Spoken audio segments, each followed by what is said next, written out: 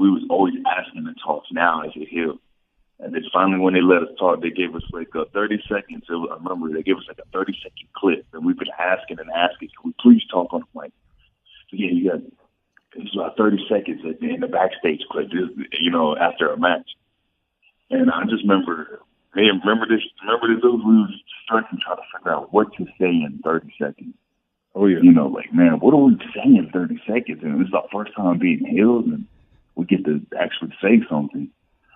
And I guess it got over with everybody. We cut in like 30 seconds. It was in the back of a truck. They originally had us doing this promo in a pre-tape room, but the way we were looking and the way what we had in our mind is like, there's no way we could come across saying what we're saying, looking tough, with a purple background screen behind us. Yeah. I was like, is there any way could we cut it like in like somewhere like in a room, like in the backstage area where we're like just chilling? And then he was like, yeah, okay. And that was the first time we actually stood up for ourselves, like kind of directed. Hey, is it cool if we do this instead of like? And then we're like, okay, they listened to us and it worked and they liked it, so. And that's so key, man, is speaking up for yourself. But if you're going to speak up, it better work. That's key. But that's so huge. A lot of people wouldn't think of that. They wouldn't think of, okay, we're trying to get this across. Maybe the purple background doesn't work. Are they going to put a pink background behind Brock Lesnar? I don't think so. Right. But now they're going to know for you guys, okay, well, if we set it up here, that'll suit what they're doing, and that's huge to speak up and say that. And that's what Vince wants. He wants people to speak up and go, no, this is how I see it. And then if it works, you're off and running. Yeah, but like Edge said, you have to, and usually the time to speak up, like it's something that you feel passionate about or you believe in or is the right thing to do. And but like you said, you have to come through in the clutch when you get that, okay, we'll do it your way. And that's the time you better make it work, right? Yeah.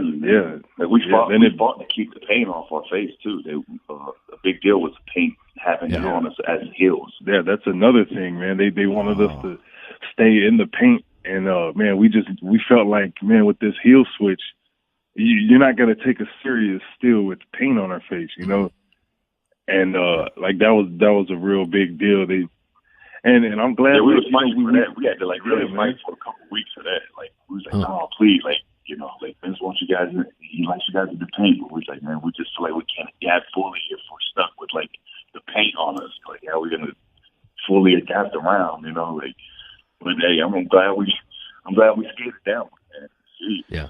Yeah, because that's another good call, because now the characters are completely different. And, the promos with the callback to each other and, like, it's different. And it's cool, but what you guys do is the way you work still makes you heels. You know what I mean? Because the entrance is cool, the look's cool, the promos are cool, but then when it gets down to the meat and potatoes of the match, you guys wrestles like heel. And that is the key, Yes, man. I mean, we're having a blast too, man. Like, this is the most fun we've had in a very, very long time. We're running with this, man. Like, it was funny. I told my brother, I was like, "Hey, man, if this don't work, I don't know what the hell we gonna do, man." if this one don't work right here, this turn and everything, and this look we're trying to do, and this is me and you, like this is really me and you, and this don't work. We're going to have to find something else to do, dog. But here's the deal. Like, don't discount everything before that, because you guys have been the bedrock of this division for a long time. It may, there's other people that have had runs and things like that, but you guys have always been there and always the ones that can be depended on to go back to, like, okay, we need opponents. Oh, here we go. Or you guys are always there, and you're always there because you committed to being baby faces, and you went full bore with it, did everything you could with it. You realized it was time to make the change, and now you're fully committed to this. And this is just like the second chapter, which is crazy because you guys have been there for how long now? 2010, we came in on the Hart Dynasty, so. Yeah. Well, I remember too, like when you first came in. That's a good babyface run, man. Yeah. So you're just starting your heel run. You can get another 6-7 years out of this. And I remember too. Speaking of having fun and evolving and those sorts of things, like talking about coming in 2010. Like I said, you guys were super young. It seemed like too there was a lot of weeks where you weren't on Raw. It was more on like Superstars and those types of shows, if I'm not mistaken. And I remember watching, man, these guys are really good. And it just seemed at some point, man, I don't know if these guys are ever really going to get their shot to show what they can really do. And that just that happens sometimes. But the good ones, the ones that have a real future, figure it out. And was there ever any? Because you guys never seemed like you were mad, upset. Always had smiles on your faces. Always, great guys in the locker room, always fun to be around. Never gave off the impression that anything was wrong, or you were mad at anything, or you guys just waiting to get your moment and kind of kick the door down, or what was your feeling at that point? And what changed it all for you? Man, shoot, Jay, quick story how we even just became baby faces. Like you said, we would be on Superstar. We would come to TV, just be on Superstars every now and then. So when we debuted in 2010, we was on TV for maybe 3 months. Yeah, 3 months, and then after that, man, we just completely stopped, man. We were just sitting cold, man. Yeah, 2 years. We would just do we would just do the Superstars matches, and we had to SmackDown with Raw. It was a while, man, and yeah, we're just hanging around back, like you said. Hanging around back, and then they we were bored. We were bored. I painted brother's face with a Sharpie on the dark match, messing around, like half of his face, and then I painted my face, and then we went out there and did the dark match, and then the next day, was it the next week or so? Was it a SmackDown or something? Yeah, it was the next day. What I was gonna tell him that we were just in the back telling we of course we wasn't booked, and the Nexus tag team, it was Heath Slater and Justin Gabriel. They had nobody to work, so they're heels at this point, top heels at this point, and we're just hanging around. Hey, just throw the Usos in there, but they're heels. We'll just have them do work babyface. So we go out there at a Superstars match. They give us I think we had 15, 16 minutes. I used to like Superstars because they used to give us time, man. Yeah. We would go out there and just try to kill it. Yep. But we go out there at the beginning of the show, we kill it, man. We come back. From then on, we're baby faces. It was just a cold start. But then, like you said, like my brother was just saying, this is us trying to figure out, okay, we're baby faces. Well, what's new? Try to, put the layers to it. But the paint, he just painted he ends up painting my face with a black Sharpie for a dark match. We didn't tell nobody. We just man. We thought about Uncle Eki, always Uncle Eki, Yeah. Going back to Uncle Ekmo. And then we hit the Sharpie, boom, we walk out there they're like, man, that looks pretty cool. Vince ends up digging it. He likes it. Just his idea was just no more black, just strictly bright colors, which that's how that all came about. But yeah.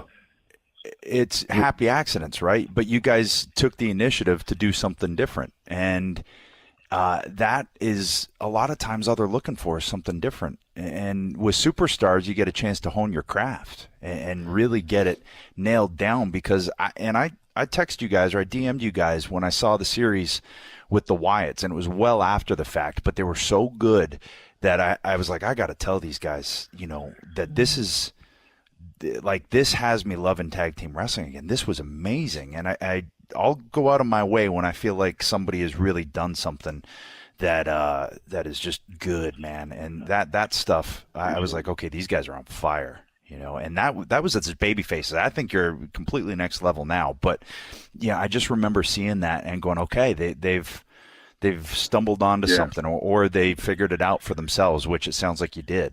Well, I think too, just to back up a second too, when you're talking about just trying to figure something out, putting the not telling anybody, putting the marker on the face and going out. At some point, it's like you just got to start doing stuff, because what more do we have to? We don't have anything to lose, right? There's no you can't go any further down. So it's at some point you just have to take a shot and see if something works. Correct? Yeah, and at the time, of course, too, man. We're getting. I just feel like us growing as growing in this business and finding out who you are. Yeah. I don't know if it's like we're just not giving it down no more, or we're just like, hey man, let's just do it. Let's take a shot and see what happens. Like, I noticed like 7 years ago, 2010, man, I would have been scared as hell to even open up my mouth. Like, probably even fart in the locker room. Hell. But now it's whatever, man. Like, it's like, hey, let's do it. If you feel something, but I think I agree with you. Let's go.